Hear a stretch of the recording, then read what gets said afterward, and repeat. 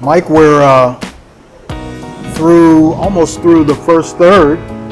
I'm picking up the sweet cinnamon notes that this cigar is known for. Once again, not sure if it has to do with the Cameroon wrapper and Cameroon tobacco. I might mention that the binder and filler, of course, a cigar has three components: the wrapper, the binder, and the filler. And those can be all different tobaccos. The wrapper, of course, as we mentioned, is a Cameroon wrapper, but grown in Ecuador. The binder is also grown in Ecuador, and the filler is from the Cibao region. And the one thing I'm getting, the flavors, it's not getting hotter, but the flavors are just getting a little bit stronger, a little more interesting, a little more, I guess, intense, you could say, but while still remaining nice and smooth. Yeah, very even. Yeah. It's, for me, it's getting more interesting as we've gotten a third in. And we're almost to the half point. Almost half, yeah. One of the things that I really like about this cigar, I like a cigar that has a good draw. So Mike, let's go back to when you first arrived in the country here in Dominican Republic. You mentioned the Peace Corps. You started out with the Peace Corps, and tell us about that experience and working with Dominicans here with the Peace Corps. Well, when I first arrived, this was in 1996, so I was just out of college. I was maybe 22, and I arrived not knowing the country at all, knowing some Spanish, but knowing nothing about the people, the culture, really anything about the Dominican Republic. I remember when I got the acceptance letter, I remember I had to go to my encyclopedia and look, Dominican Republic, where is that country again? So anyway, when I got down here, the first 3 months were training here in Santo Domingo, but then we got sent out, every volunteer gets sent out to their project. And I got sent to a project in Santiago working at an agricultural university.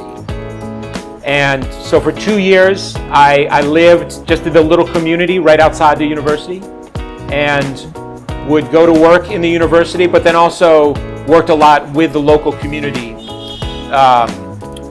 in environmental education. One of the things that I think about in listening to your account, I don't know if you had this experience when you first came, but I'm almost 6 years in here, and I'm still challenged. I spoke Spanish almost fluently from years in the U.S. Being an American, you get Spanish in your school, and the community I came from, I was able to learn Spanish. But Dominican Spanish is just totally different. It is a real learning curve. And I would be speaking Spanish, I would speak Spanish, and none of the Dominicans really would understand what I was saying. I'm speaking Spanish. Did you run into any challenges? For sure. I mean, Dominican Spanish is now, after all these years, it's the Spanish that is most natural to me. Like when I hear people speaking Spanish from other countries, I can understand it, but it sounds a little weird to me. Like it's not what I'm used to.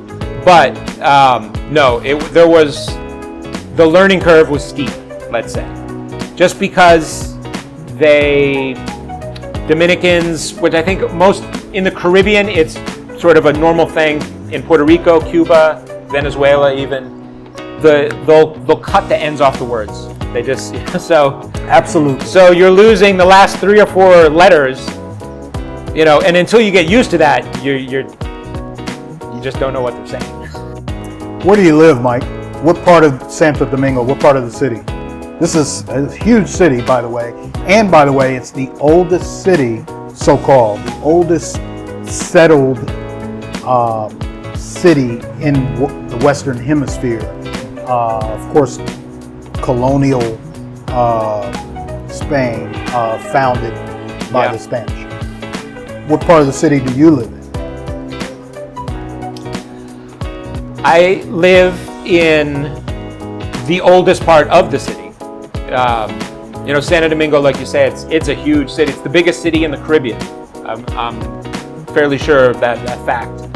Over 3 million people. But I live in what's called the colonial zone, which is, as the name says, was where the colonial Spanish first settled the city.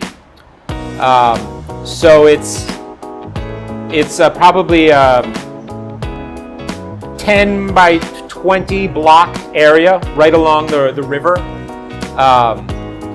And for me, it's the best part of the city because it's one of the few parts of this city. Most of the rest of the Santo Domingo, as you know, is modern. Lots of parts of the city are as modern as you get anywhere. Sure. But this colonial zone is still, it's an area of the city where you can walk. So I have a car, but I love to leave my car parked when I get home, and I can go out and just walk to restaurants and bars and the supermarket and visit people in the colonial zone. When you get outside of the colonial zone, you do need a car more. But in the colonial zone, walking, you can access all kinds of great stuff. So Mike, we're now really good into the second third, almost halfway. I tell you, I really am picking up those sweet notes, the distinct flavor of the Cameroon tobacco. What's your verdict on it? What's your verdict on the Aurora Cameroon, in the United States known as the 1903 Cameroon? I really like it. It's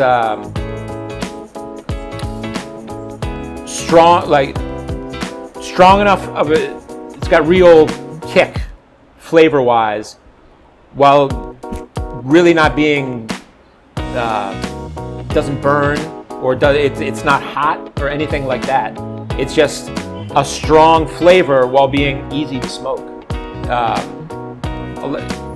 I feel like a lot of the cigars that I've smoked, as you get down toward the end, they really get hot and sort of I don't know what the term is, but they burn a little bit and but this one just, the only thing that's gotten more tense is just the flavor. It's sort of picking up more sort of just intensified, everything that it's had all along is just, more of it, but really enjoyed this. I agree. The age-old debate. Do you smoke band on or ring, as they say in Dominican language and Republic? Band on, ring off, band on, band off. I take my bands off. I remove the bands. A lot of times they'll have a smaller band and then the main band. I like to remove them. Some people smoke right through them. If you'd like to remove them, you can see right there. Okay. There's a little part there where you can just peel that right off. It comes right off. Just lift it off, put it right in your ashtray, or some people save them. I save some of my bands. You save that. There's no right or wrong. Okay. But we're going to get ready to wrap this up. It's been a really enjoyable, enlightening experience here with you, Mike. Appreciate you joining us here on Caribbean Cigar Talk. Thank you for joining us on WDRC and Caribbean Cigar Talk. Like and subscribe, and please share this and share it with friends. And we're going to close with salud. Salud.